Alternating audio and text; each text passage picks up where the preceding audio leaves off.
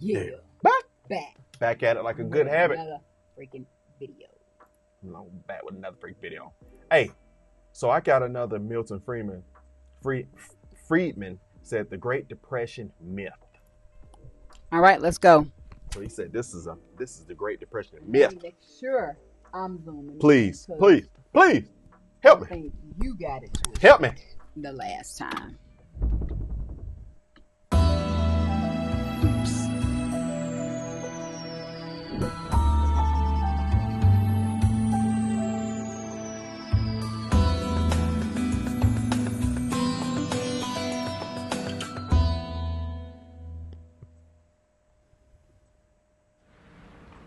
There is hardly any view that is more widespread than the view that somehow or other the Great Depression was produced by a failure of private business. That view is held not only by those who are in favor of greater role of government, it is held by almost everybody.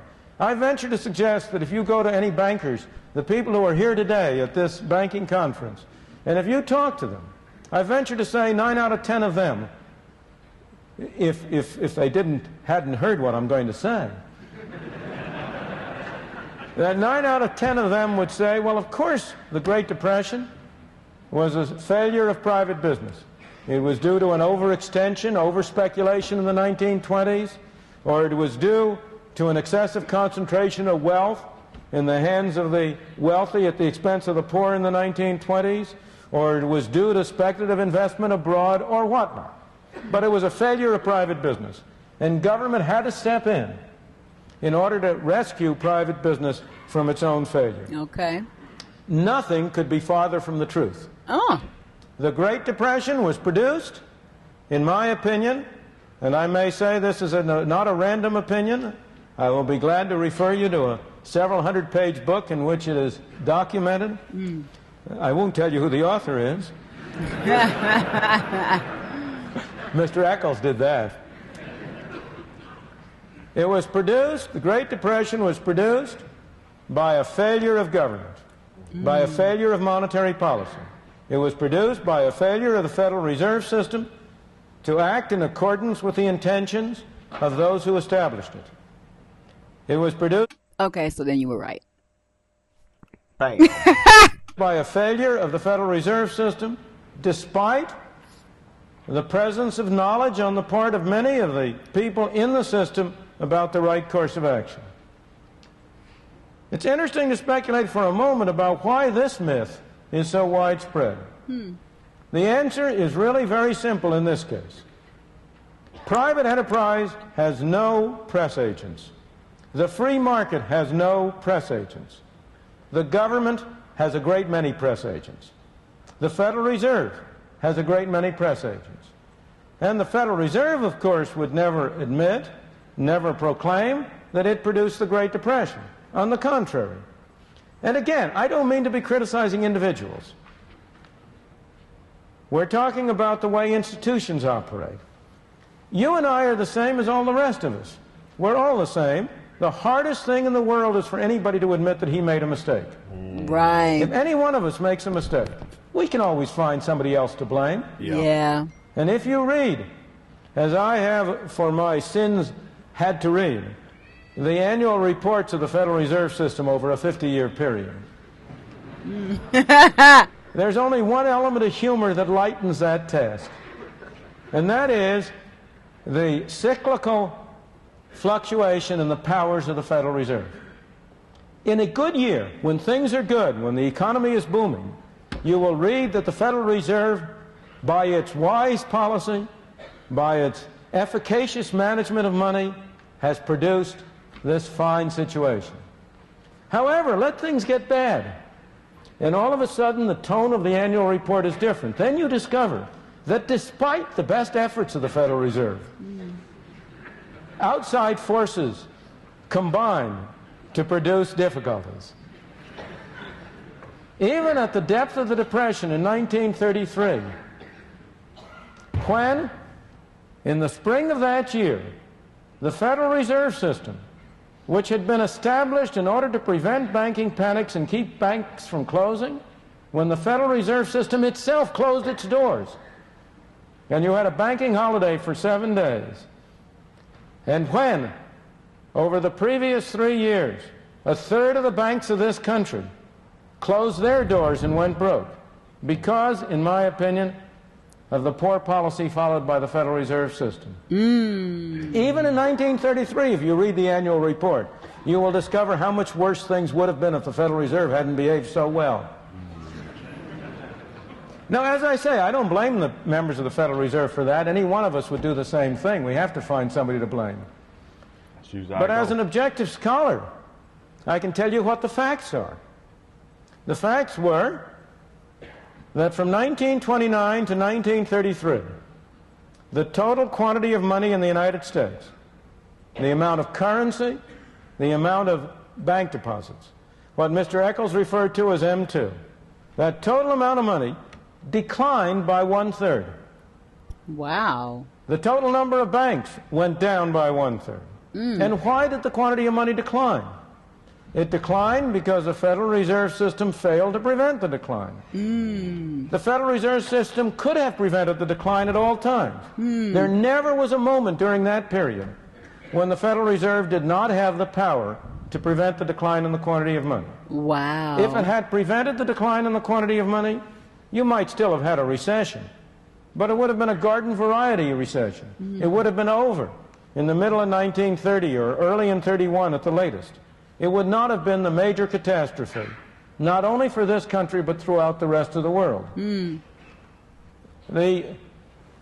Moreover, this is not only hindsight. At all times, the people at the Federal Reserve Bank of New York and at a number of other banks were pleading with the Federal Reserve Board in Washington to do the right thing. Wow. At all times, there were people in Congress who were arguing that the Federal Reserve System should take a different course. At all times, there were outside commentators.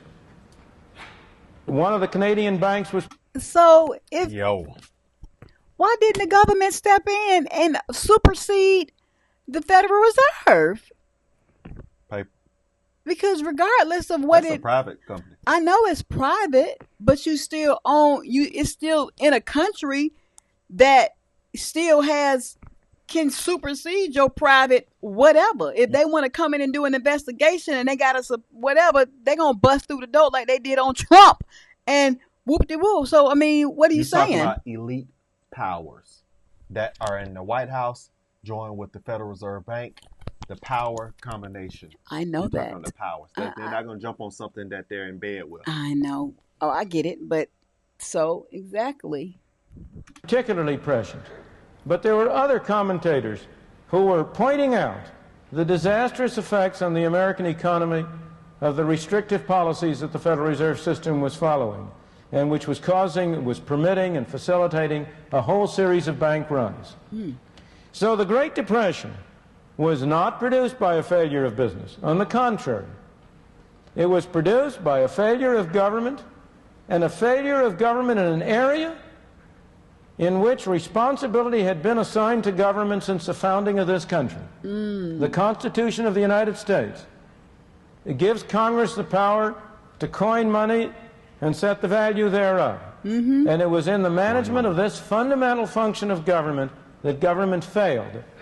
And produced the Great Depression. That's what I said. We have learned from that failure. The Federal Reserve will not fail in the same way again. This time it will fail in a different way. This time it has been failing, not by producing a Great Depression, but by producing an inflation. Because just as you will hear the story that it was business that was responsible for the Depression, so you will today hear the story that it is labor and management that are responsible for inflation. It is the same kind of a myth. Inflation is made in one place and one place only, Washington, D.C.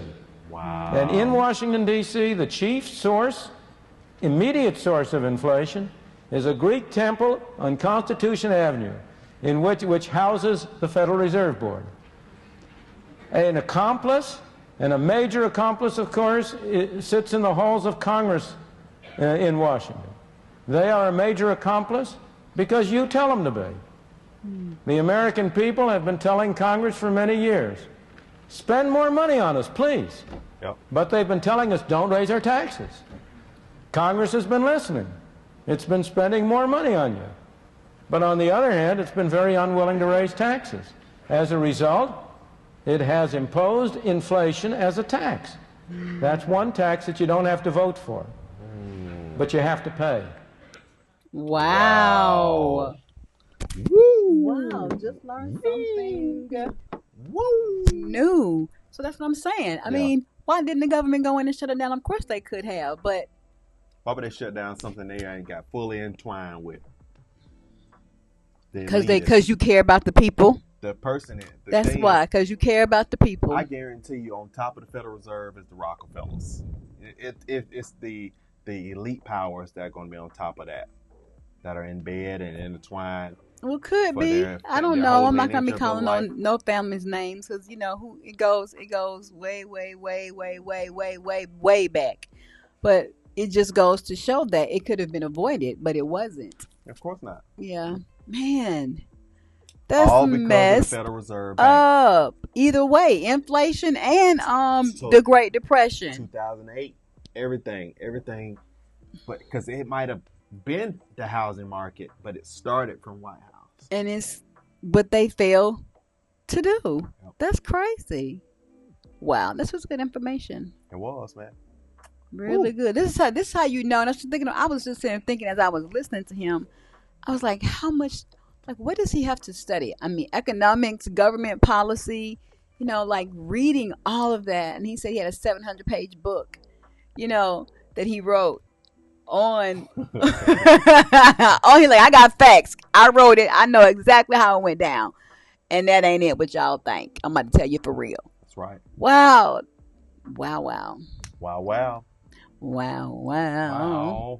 That was good. All right, man. Like, comment, subscribe. Don't take a nosedive, but comment in the section below if you want some more, man. We appreciate y'all.